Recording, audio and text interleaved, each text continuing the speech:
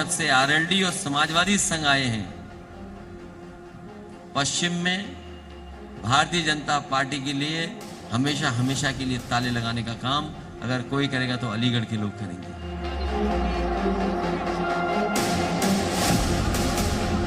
पलायन जैसी बुराइयों को भी रोक लगा करके जो व्यापारी उत्तर प्रदेश से पलायन कर गए थे, उन्हें वापस उत्तर प्रदेश के अंदर ला करके वे अपना व्यवसाय कर रहे हैं, सम्मान के साथ, सुरक्षा के साथ।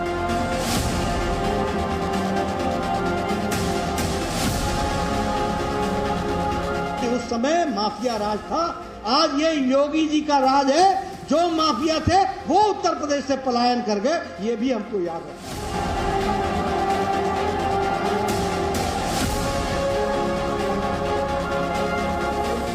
और योगी आदित्यनाथ का बड़ा बुलंद दावा कि हमने क्राइम को खत्म कर दिया।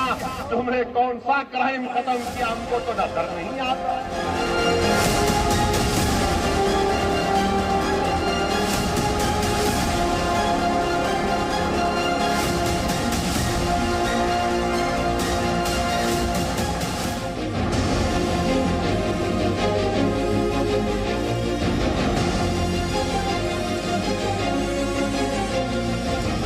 नमस्कार, आप देख रहे हैं गेम ऑफ वोट्स और आपके साथ मैं हूं अदिति त्यागी। तो उत्तर प्रदेश में चुनावी जंग जीतने के लिए प्रचार युद्ध जारी है। पश्चिमी उत्तर प्रदेश पर हर राजनीतिक दल की निगाह और इसीलिए भले ही योगी आदित्यनाथ हो या फिर गृह मंत्री अमित शाह पूर्वांचल से पश्चिमी यूपी साधने की कोशिश में लगे हुए हैं। गोरखपुर से सहारनपुर और कैराना की याद दिलाई जा रही है, तो वहीं अखिलेश यादव और जयंत चौधरी अलीगढ़ से ऐलान कर रहे हैं कि उनका ये साथ पश्चिमी यूपी में बीजेपी पर लगवाएगा ताला।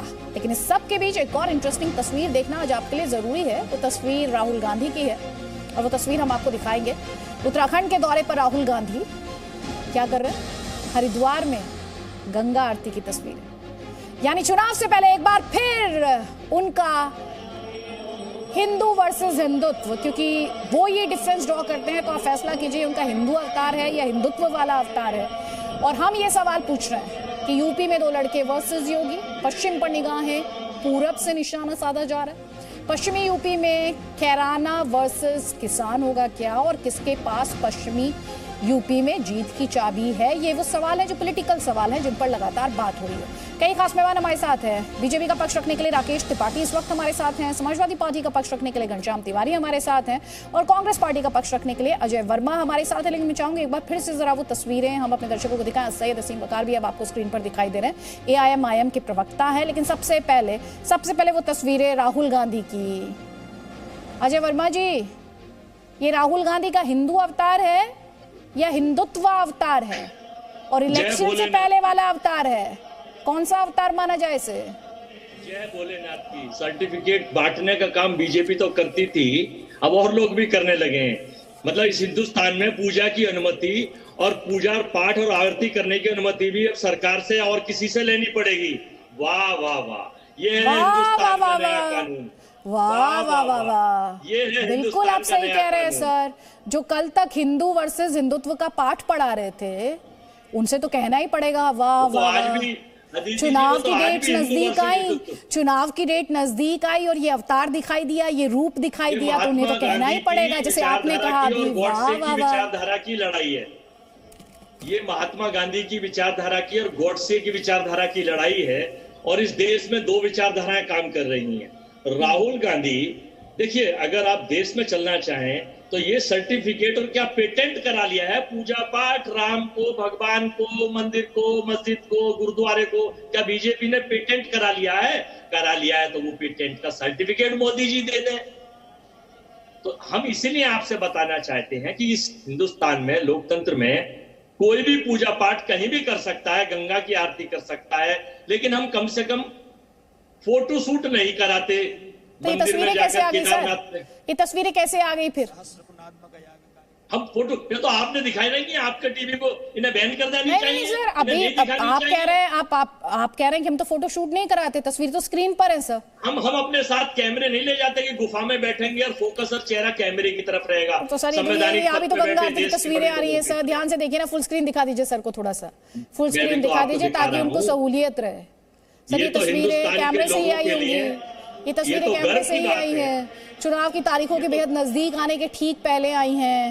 राहुल गांधी लगातार गर्व हिंदू की वर्सेस बात हिंदुत्व है। कर रहे थे, उस पर प्रॉब्लम ये उसके है कि बाद आई उत्तराखंड हैं। में कांग्रेस की मजबूत सरकार 60 सीटों से ज्यादा बनने वाली है, तो इसमें बेचैनी बीजेपी के उन नकली हिंदुत्ववादियों के चेहरे पर फैल गई है। अब वो परेशान है, इसीलिए अब वो चाहते हैं, उनका मुद्दों की लड़ाई तो है नहीं ना, रोजगार की बात करेंगे, बस इस पे आ जाएंगे कि आखिर ये क्या हो रहा है। अरे आपकी भाई, सरकार देश में बनने जा रही थी तो फिर इस तरह से पूजा अर्चना की क्या जरूरत पड़ गई सर? फिर पूजा जब अर्चना सरकार तो बनने ही हरियाणा जा रही थी तो फिर हर ये जरूरत क्यों महसूस हुई इन तस्वीरों की? पूजा अर्चना तो अदिति जी, सवाल घर से इसलिए जब उठता लोग है, निकलते हैं, सवाल इसलिए बाहर उठता है निकलते अजय हैं। वर्मा, क्योंकि ऐसी तस्वीरें अक्सर चुनाव की तारीखों से पहले आती हैं, चुनाव हम के सीजन में politicize आती नहीं हैं, इसलिए सवाल उठता है। राकेश त्रिपाठी, इन्होंने सवाल उठाया, पूजा अर्चना पर आपका कॉपीराइट है क्या? राहुल गांधी भी कर रहे हैं पूजा अर्चना, क्या दिक्कत है? नहीं, बिल्कुल पूजा अर्चना करनी चाहिए, लेकिन जिस तरह से मंदिर जाने वाले लड़कों को लड़कियां छेड़ने वाला बताया करते हैं राहुल गांधी जी, हिंदुत्ववादी और हिंदुत्व के बीच में, हिंदू के बीच में रोज नई परिभाषाएं गढ़ने का काम करते हैं। वास्तविकता में चुनाव के हिसाब से ही अलग अलग समय पर वेश धरने का काम करते हैं। यही सच्चाई है कांग्रेस पार्टी की। लेकिन मैं मानता हूं कि कांग्रेस पार्टी की आप सच्चाई पर जब चर्चा कर रही हैं और आपने दो लड़कों पर साथ बात शुरू की थी, मैं दोनों को आवाज नहीं आ रही राकेश जी की, यार थोड़ा आवाज बढ़वा दीजिए तो पता तो। ठीक अजय जी, उसको बिल्कुल इसको हम फिक्स कराते ताकि आप तक भी आवाज पहुंचे। तो एक तरफ प्रधानमंत्री नरेंद्र मोदी की तस्वीरें आप देख रहे हैं, हैदराबाद से ये तस्वीरें, दूसरी तरफ हरिद्वार से राहुल गांधी की तस्वीरें हैं। राकेश जी बात पूरी कर लीजिए। जी, मैं अदिति जी कह रहा था कि दो लड़कों की आपने जोड़ी की बात शुरू की थी। ये दो लड़कों की जोड़ी उत्तर प्रदेश में 2017 के चुनाव से पहले भी दिखाई पड़ी थी। लड़के अलग अलग थे, तब राहुल गांधी और अखिलेश यादव ने हाथ में हाथ डाल करके दोनों साथ चले थे और लखनऊ की सड़कों पर बहुत घूमे थे और ये कहा था कि यूपी को ये साथ पसंद है, लेकिन यूपी की जनता ने खारिज कर दिया। अब फिर नई एक दल दो नए लड़कों की जोड़ी लेकर के आए हैं, जनता इनको फिर खारिज कर देगी और ये जोड़ी तो बताइए, राहुल गांधी की तस्वीरों से डर लग रहा है आपको कि नहीं लग रहा है? ये तो डरे हुए राहुल गांधी की तस्वीरें हैं। वो राहुल गांधी जो हिंदुत्व और हिंदू में रोज अंतर बताते हैं, जो लगातार हिंदुओं का अपमानित करने के लिए कोई मौका नहीं छोड़ते हैं, लगातार वो प्रयास करते हैं कि कैसे मंदिर जाने वाले लड़कियां छेड़ते हैं, हिंदू रीति रिवाजों को, परंपराओं को तरह तरह से अपमानित करने का प्रयास करते हैं। इनकी पार्टी के भीतर से हिंदू आतंकवाद शब्द लिखा जाता है, भगवा आतंकवाद शब्द लिखा जाता है। इस तरह के लोग आज जब इस प्रकार के चुनाव, ठीक है अजय वर्मा, जवाब आपका, उसके बाद घनश्याम तिवारी और फिर सैयद असीम वकार। प्लीज जल्दी। मैं पूछना चाहता हूं कि वो लाइसेंस नंबर और पेटेंट की कॉपी दिखा दो जिसमें 135 करोड़ लोगों पे आप सर्टिफिकेट, लाइसेंस, पूजा आरती करने से रोकना चाहते हैं और हिंदू राष्ट्र को चाहते हैं कि इसमें क्या होगा। अरे भाई, हिंदुत्व और हिंदू के बारे में कई बार बता चुके हैं हम लोग कि दो विचारधारा है। हम लोग गॉडसे के समर्थक आप लोग हैं, हम लोग महात्मा गांधी के समर्थक हैं, तो कम से कम वो सर्टिफिकेट दिखा दो तो हम पूजा करनी बंद कर देंगे, जैसे मोदी जी निजीकरण करके रेलवे। ठीक है सैयद असीम वकार, आप ये कह रहे हैं ये हिंदू वर्सेस हिंदुत्व की लड़ाई है, AIMIM के हिसाब से ये किसकी लड़ाई है? नहीं, मैं समझ नहीं पाया आप डिबेट क्यों लेके आई हैं। इसमें तो एक कांग्रेस के बड़े नेता हैं, वो पूजा करते दिख रहे हैं, तो इसमें मुझे मतलब किस लिए क्या बोलना है कि वो पूजा क्यों कर रहे हैं, गलत कर रहे हैं, सही कर रहे हैं? सर, मैं तो आपकी पार्टी का स्टैंड पूछ रही हूँ, आप किस आइडियोलॉजी की लड़ाई लड़ रहे हैं उत्तर प्रदेश में? सर, आप राहुल गांधी को देखकर इतना भ्रमित क्यों हो गए? सर, वो राहुल गांधी है, पूजा अर्चना कर रहे हैं, वो हिंदू वर्सेस हिंदुत्व का फर्क समझा रहे थे कुछ दिन पहले, तो कांग्रेस के प्रवक्ता से पूछ लिया मैंने, आप अपनी पार्टी का पक्ष रखेंगे ना सर? तो मैंने पूछा आपके लिए किस विचारधारा की लड़ाई है? देखिए, आप नाराज ना हुआ कीजिए। अरे सर, आपसे नाराज कौन हो सकता है? तो थोड़ा मुझे अंदर से लगता है। नहीं सर, आपसे कोई नाराज नहीं हो सकता। बोलिए, आप बोलिए, आपसे कौन नाराज होगा? हाँ, नहीं, देखिए, जब से मैं हो संभाला, मैंने भारत में ये देखा है कि जो हमारे हिंदू भाई हैं वो पूजा करते हैं, मंदिरों में जाते हैं, मुसलमान नमाज पढ़ते हैं, क्रिश्चियंस चर्च में जाते हैं और जो सिख हैं वो गुरुद्वारे जाते हैं। यही प्रथा चली आ रही। तो मुझे समझ में नहीं आ रहा है कि आपको इसमें एतराज क्या है, बोलना क्या है, मुझे बताइए तो किस बात पे एतराज है, मैं वही बोलूंगा। मैं बोलिए आप। सर, आपको मैंने आपकी पार्टी के बारे में बोलने के लिए बोला है सर। मैंने राहुल गांधी का प्रवक्ता आपको नहीं समझा है सर। मैं समझती हूँ आप AIM को रिप्रेजेंट करते हैं। उत्तर प्रदेश में असदुद्दीन ओवैसी कहते हैं कि 100 करीब 100 सीटों पर उनकी पार्टी चुनाव लड़ रही है। तो राहुल गांधी का ये अवतार, दिक्कत कोई नहीं है सर। मंदिर जाइए, मस्जिद जाइए, चर्च जाइए, जहां जाना बिल्कुल जाइए, पूजा अर्चना कीजिए। चुनावी सीजन में जब ये तस्वीरें आती हैं तो सवाल उठते हैं। और वैसे आपको ये बता दूं, राहुल गांधी को लेकर आपकी असद साहब से बात हुई थी, इंटरव्यू किया था मैंने। उन्होंने ये कहा था सब पार्टियों में, बीजेपी से लेकर SP कांग्रेस में बड़ा हिंदू साबित करने की लड़ाई हो रही है। आप अपनी पार्टी की लड़ाई बताइए मुझे। हाँ, ये सच है। ये नहीं, ये सच है। ये सच है कि बड़ा हिंदू कौन है इसकी लड़ाई हो रही है। लेकिन मैं समझता हूँ कोई ऐसा गैर जिम्मेदाराना काम तो नहीं हो रहा है, या कोई अगर कोई मतलब ऐसा कोई देशद्रोही या देश विरोधी काम भी नहीं हो रहा है।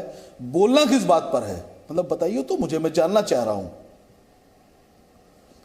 सर आप किसकी लड़ाई लड़ रहे हैं? आप बोल नहीं रही हैं, आप समझ नहीं रही हैं। आप क्या सर, तब से आप ही बोल रहे हैं। हम देश की लड़ाई लड़ रहे हैं मैडम। हाँ, देश को बचाने की लड़ाई लड़ रहे हैं इस वक्त। तो उत्तर प्रदेश को, अल्पसंख्यक आते हैं, सरकार बदलने की लड़ाई हो रही है जी। उसमें सिर्फ अल्पसंख्यक आते हैं क्योंकि असदुद्दीन ओवैसी कहते हैं कि अल्पसंख्यकों को ठगा गया है। समाजवादी पार्टी पर बड़ा हमला करते हैं वो इस बात को लेकर। तो आपकी लड़ाई अल्पसंख्यकों की लड़ाई है? बिल्कुल ठगा गया है, बिल्कुल ठगा गया। नहीं, हमारी लड़ाई मुसलमानों की लड़ाई भी है, और मुसलमानों के अलावा जो माइनॉरिटीज हैं उनकी लड़ाई भी है। अब सिखों के साथ जुल्म हुआ, लखीमपुर में इतना बड़ा जुल्म हो गया, सरदारों के साथ, सिखों के साथ, किसानों के साथ। उनकी लड़ाई कोई लड़ने में तैयार नहीं है। हम भी लड़ाई लड़ रहे हैं उनकी।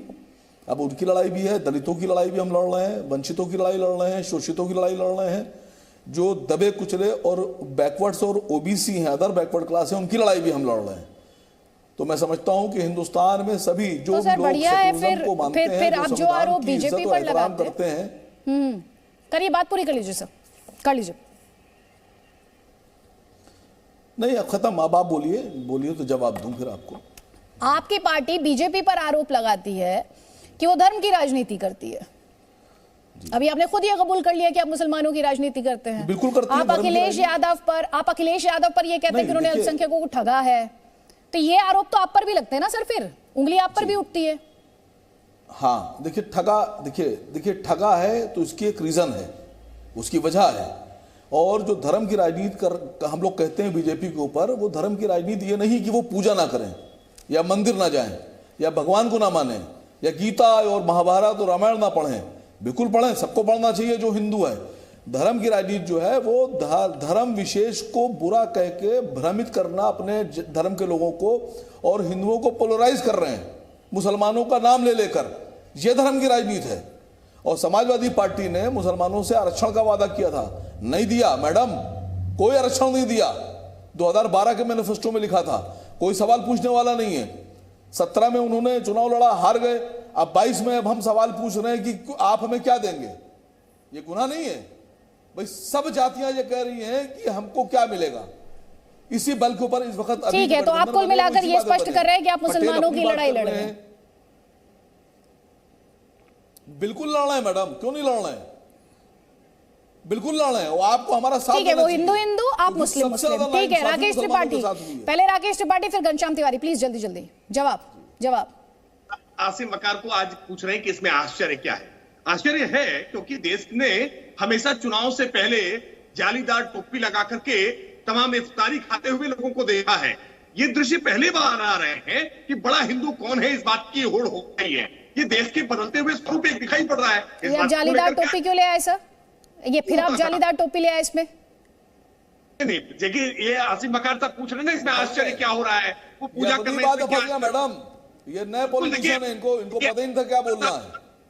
तो कोई आश्चर्य नहीं होगा। आसिम वकार साहब जालीदार टोपी लगा करके आएंगे, कोई आश्चर्य नहीं होगा, क्योंकि ये इनको करना ही चाहिए। लेकिन जब राहुल गांधी जी जालीदार टोपी लगा करके, अखिलेश यादव जी जालीदार टोपी लगा करके आप इफ्तारी खाते हुए दिखाई पड़ेंगे, आप चुनाव के मौसम में चलता करते हुए जाकर के दिखाई पड़ेंगे, तो निश्चित तौर पर सवाल उठते रहे हैं। और यही तुष्टीकरण को भारतीय जनता पार्टी बार बार कहती रही है कि आप तुष्टीकरण करते रहे अपनी योजनाओं में, अपने कार्यक्रम में, अपने तमाम सरकार की जो योजनाएं लागू करते थे उसमें आप तुष्टीकरण करते थे, देश के संसाधनों पर पहला हक बताया करते थे। आज जो बदलाव आया है ना, कि उत्तर प्रदेश के चुनाव में, उत्तराखंड के चुनाव में आपको लगता है कि यहाँ मुफीद है हिंदू बन जाना, क्योंकि हिंदू बन जाने से भी आप जालीदार टोपी कर रहे हैं, तो अब आप हनुमान चालीसा का पाठ करवा रहे हैं? ये बताइए आप मुझे।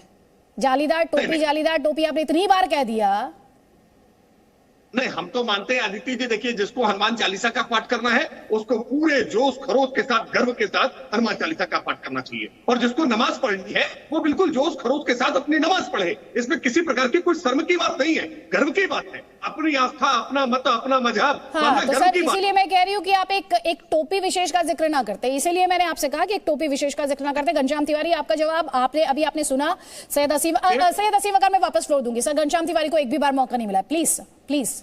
घनश्याम तिवारी, 2 आरोप आप पर लगे, तुष्टीकरण की राजनीति, और आपने सुना सैयद हसीम वकार ने कहा अल्पसंख्यकों को ठगा आपने। नमस्कार अदिति जी, आपको को पैनलिस्ट को, दर्शकों को। आप जो तीखे सवाल अभी राकेश त्रिपाठी जी से कर रही थी, शायद इसी का नतीजा है कि मैंने एक वाणी सुनी, मेरे साथ बोलिए जी टीवी अब तुम्हारी कमेंट्री बंद कर दो, बैठ जाओ नीचे बैठ जाओ भैया, ऐसा कह रहा हूं।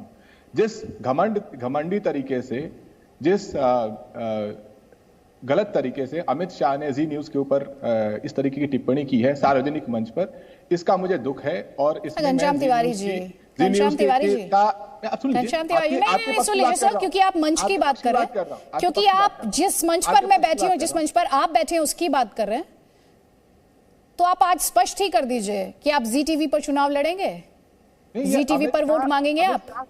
नहीं सर, आप चिंता में सुनिए मेरी बात, ध्यान से सुन लीजिए। जी न्यूज की ताकत, जी टीवी की ताकत, सुन लीजिए मेरी बात, सुन लीजिए। आपने स्टार्ट की ना बात, तो जवाब तो मिलेगा सर आपको। आक्षेप लगाकर आप चले जाएंगे ऐसा नहीं होगा, और ये बात आप जानते हैं। तो सुनिए ध्यान से मेरी बात, जी न्यूज की ताकत सुनिए ध्यान से सुनिए। नहीं सर, सुन लीजिए ना, आप जी टीवी की चिंता बहुत कर रहे हैं सर, आप अपनी पार्टी की चिंता कीजिए, आप वोटों की चिंता कीजिए, सुन लीजिए। और जी टीवी पर या जी न्यूज पर आरोप लगाने से आप सुन लीजिए, जवाब नहीं सुनेंगे। अब आप आरोप लगाएंगे, जवाब नहीं सुनेंगे। ये राजनीति यहाँ तो मत कीजिए, ये राजनीति मत कीजिए मेरे साथ। जवाब सुन लीजिए, एक ही लाइन का जवाब है, एक ही लाइन का, उससे ज्यादा नहीं है, एक लाइन का जवाब है सर, सुन लीजिए। आपसे वक्त मांग रही हूँ। जी टीवी, जी न्यूज की ताकत उसके व्यूअर्स हैं, ये फैसला मैं उन्हीं की कोर्ट में छोड़ती हूं। अब आपको आगे अगर तार्किक तौर पर जवाब देना हो कि अल्पसंख्यकों को आपने ठगा, आप तुष्टीकरण की राजनीति करते हैं, उस पर जवाब दे दीजिए। अगर आप बेइज्जती क्यों कर रहे थे जी न्यूज की? मैंने ये नहीं जानता, लेकिन इसका अरे आप जी न्यूज की, आप सुनिए मेरी बात, जी न्यूज की बेइज्जती कोई नहीं कर सकता। और आपकी जानकारी के लिए बता दूं, जी न्यूज सिर्फ भारत नहीं, आपकी जानकारी के लिए स्पष्ट कर देती हूँ, जी न्यूज सिर्फ भारत नहीं दुनिया भर में देखा जाता है। आपके सर्टिफिकेट की जरूरत नहीं है। आगे बढ़ जाइए, अपनी पार्टी के लिए वोट मांग लीजिए, अपनी पार्टी के लिए कुछ क्लैरिटी दे दीजिए। तुष्टीकरण, अल्पसंख्यकों को क्यों ठगा आपने, उस पर जवाब दीजिए, प्लीज दीजिए जवाब दीजिए। जवाब नहीं है, मैं जवाब देता हूँ। बिल्कुल, इस चुनाव में एक ही मुद्दा है, जो रोजगार मांगे उसे लाठी मारने वालों को खदेड़ो। इस चुनाव में एक ही मुद्दा है, जो किसानों के खेत में सांड छोड़ दे उसको भगाओ। इस चुनाव में एक ही मुद्दा है, जो मध्यम वर्ग को गरीब कर दे और गरीब को बेसहारा कर दे, अच्छे दिन कह करके बुरे दिन दिखाए उसे भगाओ। ये सब कोई मुद्दा ही नहीं है। आप लोगों के पीछे पूछिए, जो 22 लाख युवाओं को लाठी मारी गई, जब प्रयागराज में लाठी मारी गई, आपसे सवाल किया था घनश्याम तिवारी, इसीलिए पहले आपने मुझ पर चैनल पर हमला किया, अब आपने ट्रैक चेंज कर लिया। सर आपसे क्या सवाल पूछा अभी सैयद हसीम वकार ने? आपने अल्पसंख्यकों को नहीं, आपसे क्या पूछा सैयद हसीम वकार? यही सवाल था ना आपका कि अल्पसंख्यकों को ठगा है समाजवादी। एक तो सर आप चिल्लाने लगते हैं, अल्पसंख्यकों को आपने ठगा, ये आरोप आपकी पार्टी पर है, इस पर जवाब दीजिए मुझे। अल्पसंख्यकों को सबका साथ सबका विकास, आदित्यनाथ ने कल पर्चा दायर किया। जानते हैं उनके पास लैपटॉप नहीं है, कलम कॉपी किताब नहीं है, उसमें नहीं लिखा हुआ है। उनके पास क्या है? रिवॉल्वर है, राइफल है। ये सबका साथ सबका विकास के संत महंत हैं, जिसको आप लोग 5 साल तक जिसकी आरती उतारते रहे हैं अपने टीवी चैनल पर। तो अगर मैं अपनी बात रखता हूं तो मुद्दों को भटका नहीं रहा हूं। अगर मैं अमित शाह की बात रखता हूं तो मुद्दों को भटका नहीं रहा हूं। मैं बता रहा हूं कि इस देश में भारतीय जनता पार्टी न मीडिया को कुछ समझती है, न जो कुछ जनता को समझती है। मीडिया की चिंता तो छोड़ दीजिए, चैनल की चिंता भी छोड़ दीजिए।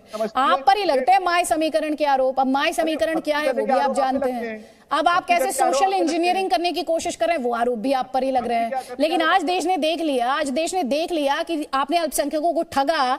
इस सवाल का जवाब आपके पास ये है कि आप चैनल को अटैक करेंगे, आप मीडिया को अटैक करेंगे, लेकिन इस सवाल का जवाब नहीं देंगे। कोई बात नहीं। सैयद हसीम वकार, क्लोजिंग कमेंट आपका प्लीज जल्दी से।